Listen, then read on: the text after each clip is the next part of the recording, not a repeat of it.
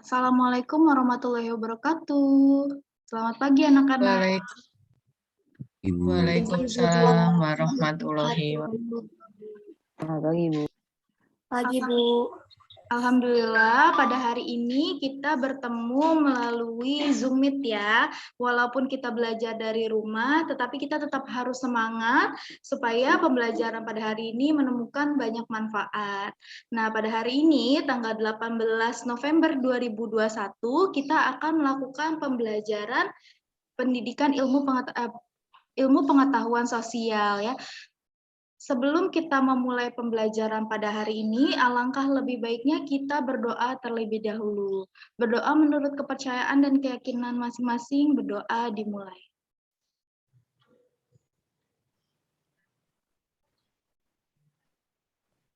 Berdoa selesai. Anak-anak, jangan lupa diingatkan teman-temannya yang belum masuk melalui Zoom, tolong diingatkan untuk segera masuk ya. Dan semoga kalian tetap menjaga protokol kesehatan dan kita semua terhindar dari berbagai macam penyakit. Oke, kita mulai aja ya pembelajarannya ya. Share screen Ibu sudah terlihat?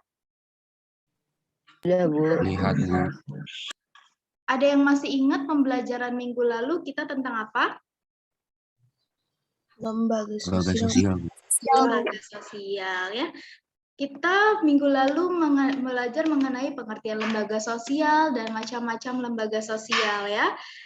Dan sekarang minggu ini kita akan melanjutkan pembelajaran minggu lalu, yaitu fungsi dari lembaga sosial. Fungsi dari lembaga sosial ini ada dua, yaitu fungsi manifest atau nyata, yang itu merupakan fungsi yang disadari dan menjadi harapan oleh banyak orang. Yang kedua adalah fungsi laten. Fungsi lembaga sosial laten ini fungsi yang tidak disadari dan bukan menjadi tujuan utama dari banyak orang. Dengan kata lain, fungsi laten ini adalah fungsi yang tidak tampak di permukaan dan tidak diharapkan oleh masyarakat, tetapi fungsi ini tetap ada. Jadi kalau fungsi laten bisa kita lihat secara keseluruhan, sementara fungsi manifest bisa kita lihat secara keseluruhan dan nyata, dan kita bisa prediksi, sementara fungsi laten itu adalah fungsi yang tidak bisa kita lihat, tapi tetap ada dan tetap kita rasakan. Nah, biar lebih jelasnya kita akan melihat contoh-contohnya dari lembaga keluarga terlebih dahulu. Fungsi manifest dari lembaga keluarga yaitu keluarga merupakan lembaga sosial yang memungkinkan dilaksananya reproduksi anggota-anggota baru di masyarakat yang akan punah. Maksudnya adalah, jadi fungsi reproduksi ini hanya bisa dilakukan oleh lembaga keluarga atau orang-orang yang sudah menikah ya. Jadi untuk meneruskan keturunan itu adalah fungsi dari lembaga keluarga, fungsi yang nyata. Yang kedua adalah keluarga merupakan tempat dilakukannya internalisasi awal untuk menerapkan yang berlaku di dalam masyarakat. Maksudnya adalah keluarga ini adalah tempat di mana kita belajar mengenai nilai dan norma sejak awal. Jadi keluarga ini mengajarkan nilai-nilai dan norma-norma yang berlaku di masyarakat.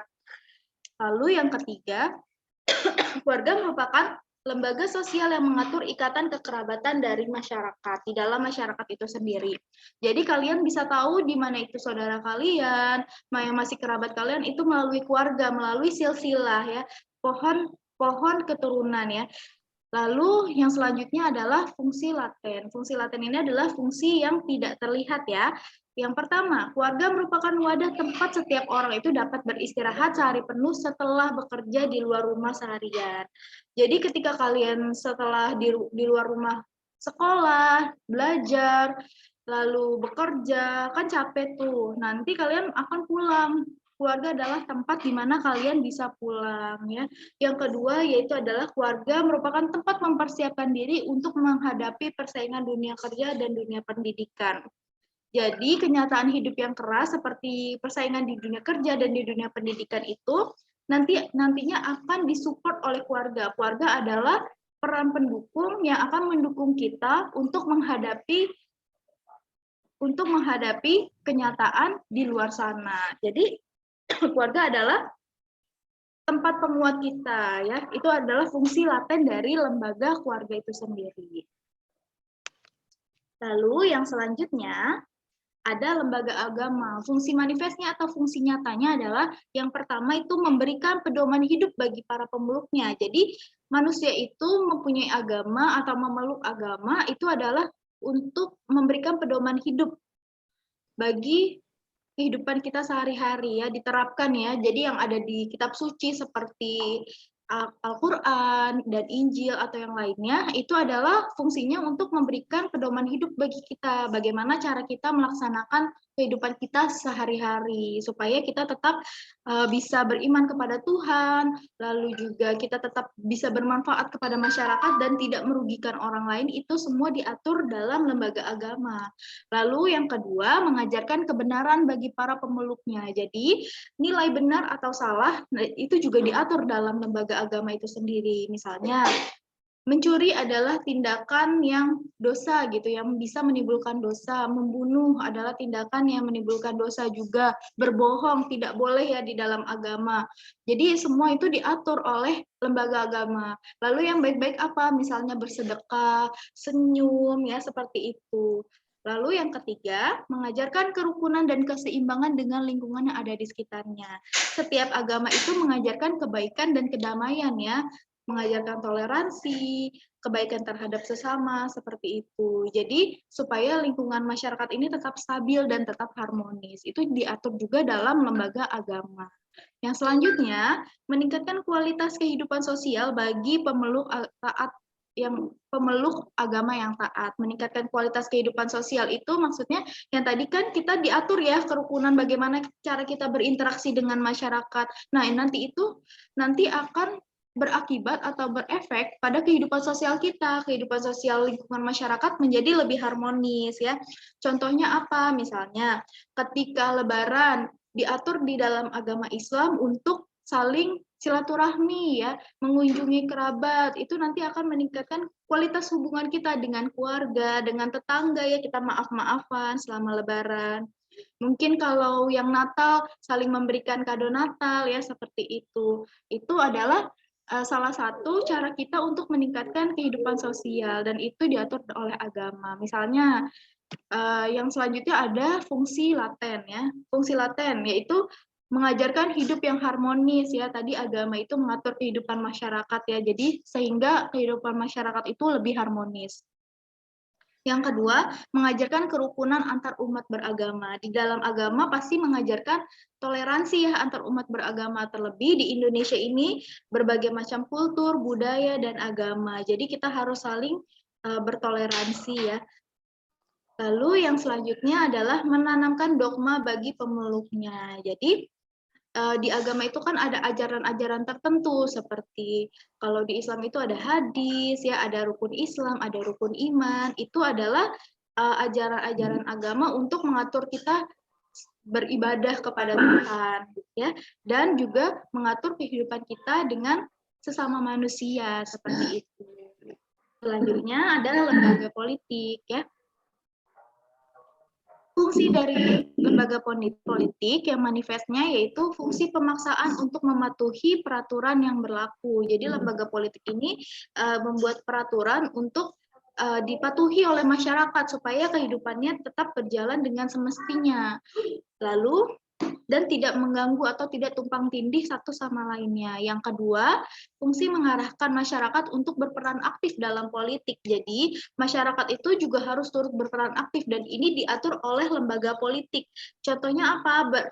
Kalian itu turut aktif dalam lembaga politik, misalnya yang sudah mempunyai KTP berusia 17 tahun, kalian mengikuti pemilu ya, itu kalian turut aktif dalam kegiatan politik seperti itu, menyuarakan pendapat seperti itu ya, itu namanya turut aktif. Atau kalian nanti jika sudah besar nanti ada yang menjadi anggota DPR, kalian mencalonkan diri, itu kalian tandanya adalah sudah turut aktif dalam kegiatan politik ya, aktivitas politik.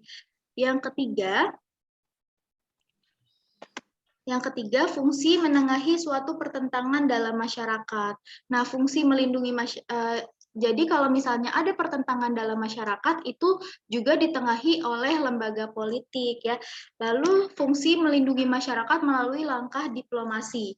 Nah, kalau misalnya ini diatur oleh perundang-undangan ya.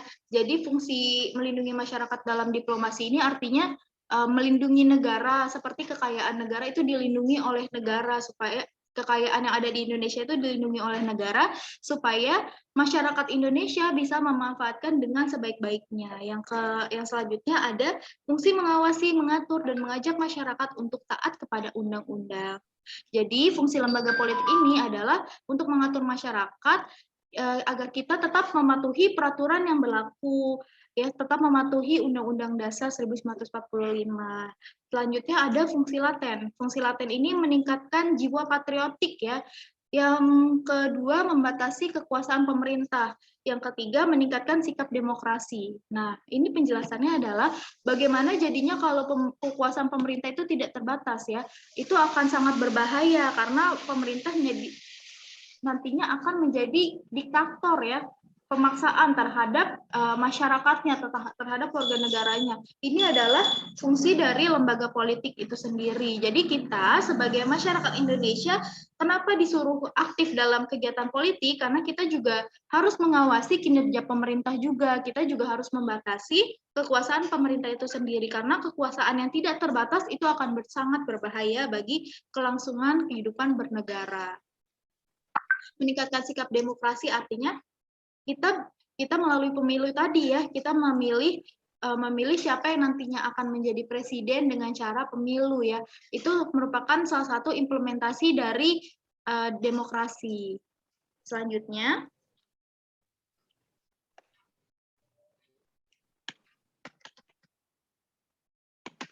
Selanjutnya ada lembaga hukum. Lembaga hukum yaitu yang fungsi manifestnya atau fungsi nyatanya adalah melindungi masyarakat melalui cara preventif, mencegah dengan cara membuat peraturan, ya.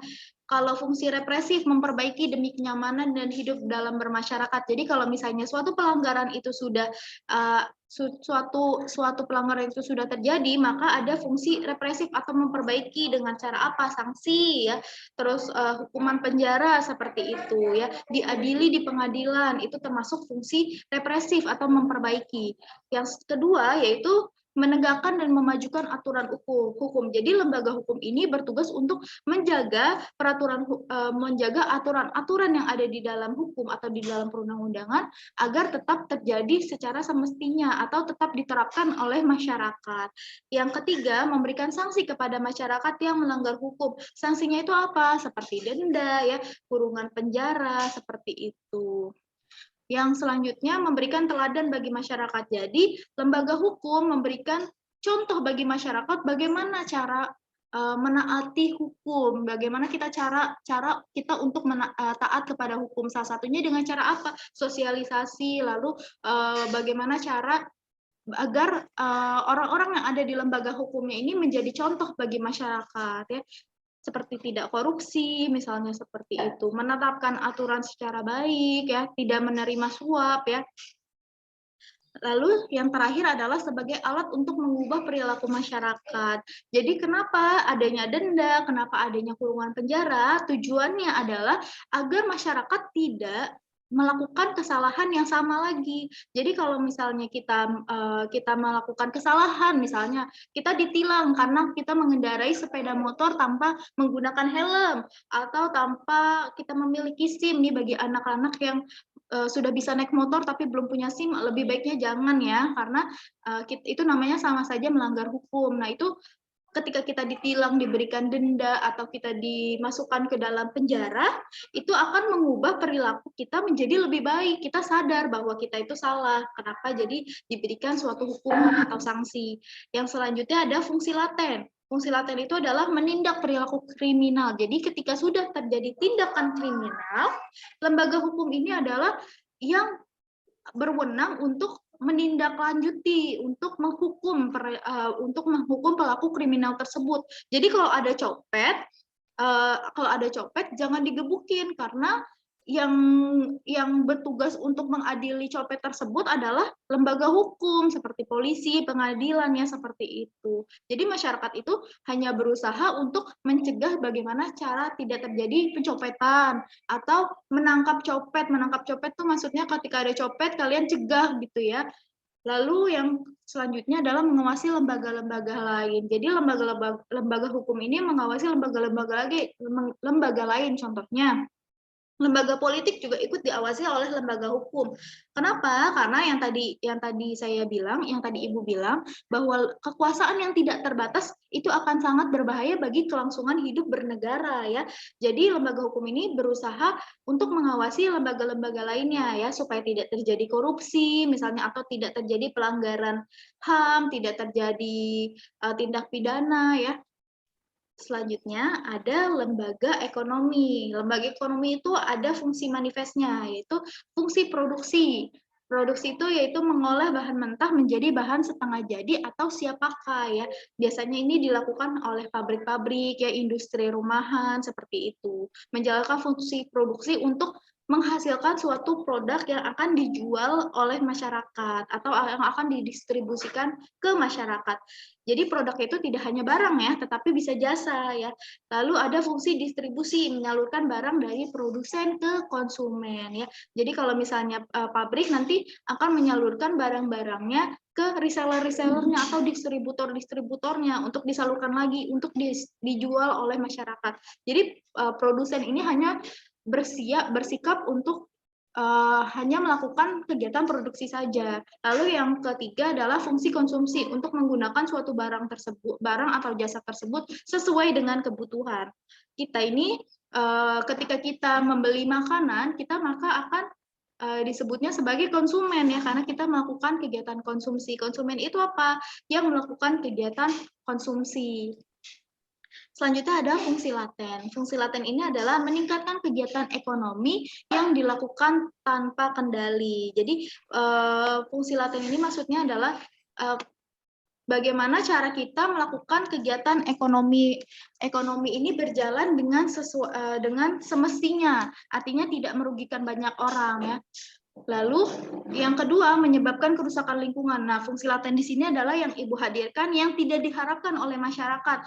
Yang pertama itu contohnya kegiatan monopoli ya, itu dilarang oleh masyarakat ya. Kenapa dilarang? Karena itu akan mematikan rezeki orang lain. Misalnya dia udah jadi dia punya lahan yang luas nih. Di lahan yang luas itu di sana terdapat pom bensin, terdapat rumah makan, terus rumah makan itu juga terdapat misalnya terdapat supermarket juga, ya itu nantinya daerah-daerah di sekitarnya itu jadi mati, ya artinya jadi tidak berkembang ya karena sudah diambil alih oleh semuanya. Lalu yang kedua menyebabkan kerusakan lingkungan. Kegiatan ekonomi ini banyak ya yang merusak lingkungan ya. Contohnya apa saja kegiatan ekonomi yang merusak lingkungan? Contohnya ya, ketika nelayan untuk mencari ikan ya di lautan lepas, mereka menggunakan apa? Pukat harimau, menggunakan bom, menggunakan listrik ya untuk menyengat air supaya ikannya itu pada mati atau pada lemas supaya mereka lebih mudah untuk diambilnya. Itu salah ya, itu tidak boleh dan kegiatan yang melanggar hukum ya karena ikan-ikan kecil juga ikut mati dan ikut terjerat ya seperti itu. Menyebabkan komersialisasi merusak budaya tradisional dan kearifan lokal. Bisa kita lihat ya pada saat ini ya karena adanya era globalisasi dan society 5.0 di mana dunia itu seakan-akan menjadi lebih kecil dan kita menjadi terhubung ke segala penjuru dunia karena adanya internet ya. Dan itu tanpa kita sadari itu merusak kebudayaan lokal kita. Kebudayaan lokal kita artinya kita tuh lebih senang menggunakan produk luar negeri ya seperti itu, atau kita lebih senang menonton drama Korea dibandingkan kita untuk melihat wayang gitu ya, melihat ketoprak ya, ada yang tahu mungkin ya ketoprak ya. Terus yang selanjutnya menyebabkan timbulnya gaya hidup konsumtif, ketergantungan dan alienasi atau keterasingan pada masyarakat. Ya, jadi lembaga ekonomi ini karena tujuannya adalah untuk mencari nafkah, untuk kegiatan produksi, nanti produknya nanti akan dijual. Nah, itu bisa menimbulkan gaya hidup yang konsumtif karena semakin banyak barang yang ada di pasar atau semakin banyak barang yang diproduksi, apalagi kegiatan iklannya atau kegiatan promosinya itu lancar dan menarik perhatian masyarakat, itu bisa saja menyebabkan gaya hidup yang konsumtif dan ketergantungan bagi masyarakat. Contohnya apa? Dulu orang tua kita pada zaman dahulu tidak menggunakan handphone ya, jadi mereka tidak membeli pulsa ya, tidak membeli paket internet, tidak membayar wifi. Tapi sekarang internet itu adalah kebutuhan pokok yang harus dipenuhi ya, karena kita sekolah pakai internet, kita kerja pakai internet ya. Jadi internet itu adalah salah satu kebutuhan yang sangat penting ya, yang tadinya kita tidak perlu mengeluarkan biaya untuk kuota, untuk pulsa, untuk wifi, kita jadi mengeluarkan biaya untuk itu semua karena untuk menunjang kehidupan kita ya. Itu adalah contoh gaya hidup yang konsumtif, tapi ketika itu dilaksanakan dalam tahap yang wajar, artinya kita menggunakan internet hanya untuk belajar, untuk sekolah, untuk bekerja ya, itu tidak masalah. Tetapi kalau misalnya internet itu digunakan untuk hal-hal yang tidak jelas, untuk hal-hal yang tidak memiliki manfaat seperti bermain game ya, lalu untuk menonton hal-hal yang tidak baik, itu merusak mental kita, lalu menjadi ketergantungan, lalu menimbulkan gaya hidup yang konsumtif. Semakin banyak kalian menggunakan internet kan berarti semakin banyak juga kalian akan mengeluarkan biaya untuk internet tersebut ya. Selanjutnya,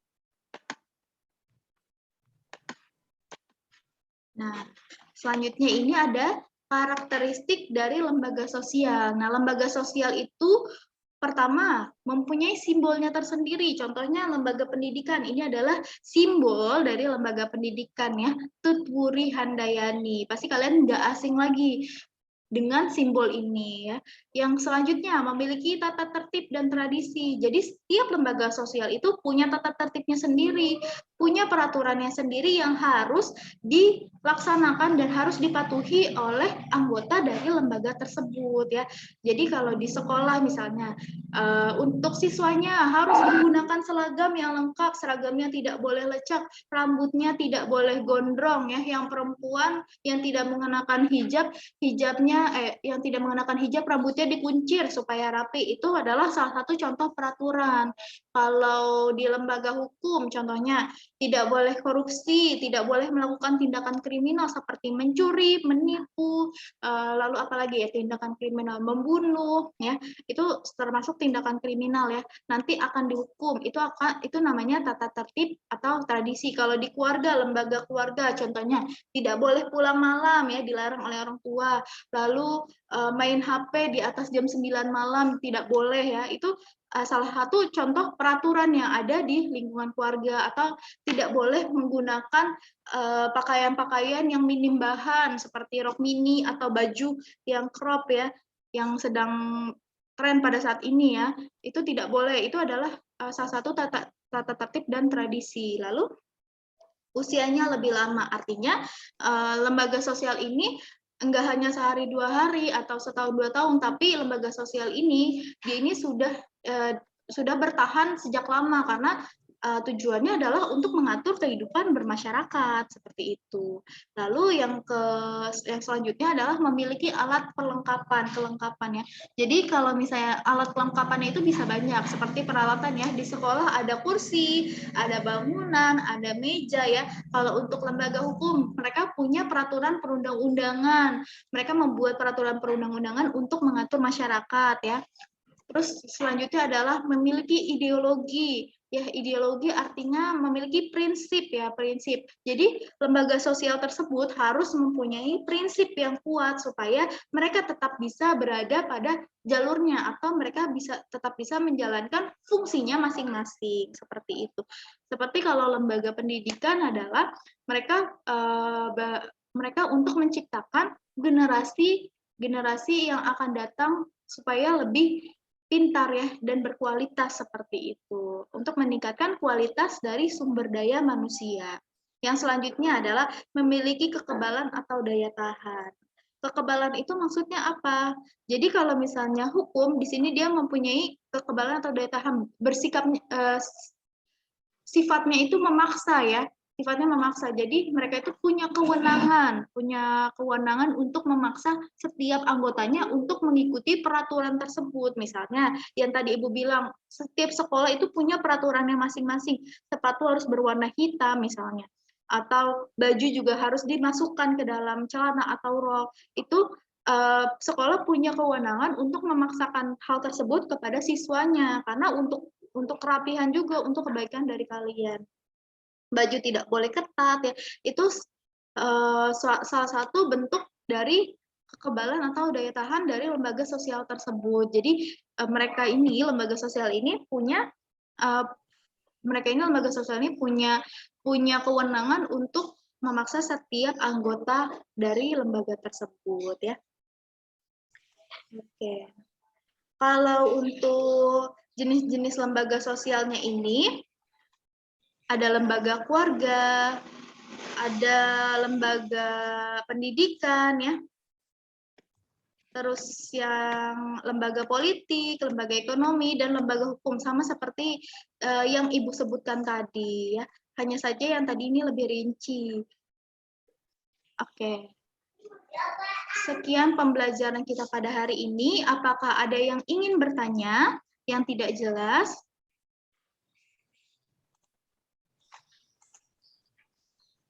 Ada yang ingin bertanya?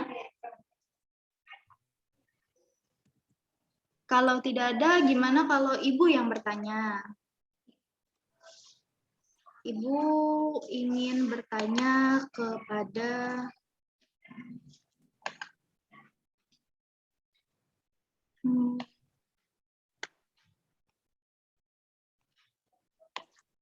Dewangga Yuda Pratama. Dewangga, suara Ibu terdengar? Dewangga? Terdengar, Bu. Oke. Dewangga, bagaimana kabarnya? Baik? Baik, Bu. Baik ya. Coba sekarang untuk mengingat apa yang sudah Ibu jelaskan.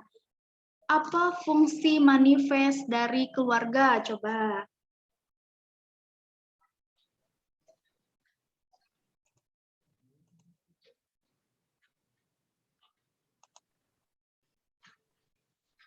Fungsi manifest dari keluarga.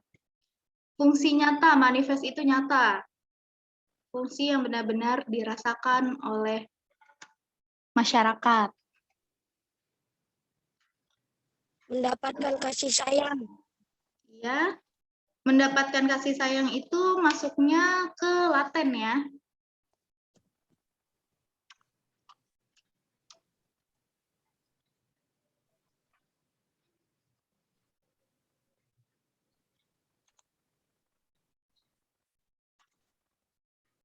Bagaimana Dewangga?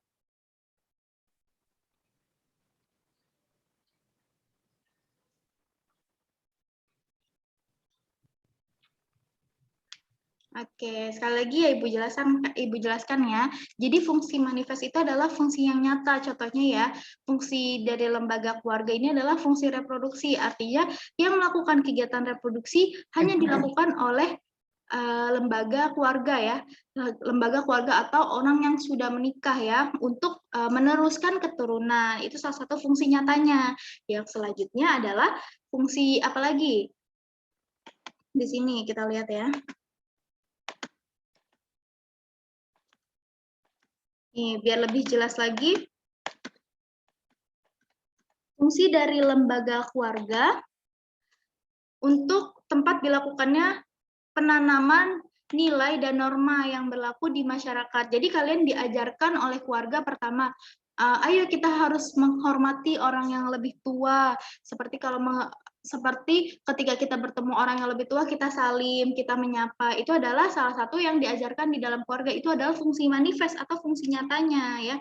Selanjutnya, keluarga merupakan lembaga sosial yang mengatur ikatan kekerabatan ya. Jadi di dalam keluarga itu kalian bisa tahu kan siapa om tante kalian, siapa nenek kakek kalian. Artinya kalian bisa tahu hubungan kekerabatan dari keluarga-keluarga kalian. Itu diatur oleh keluarga atau keluarga lah yang mengenalkan itu semua kepada kita, seperti itu ya.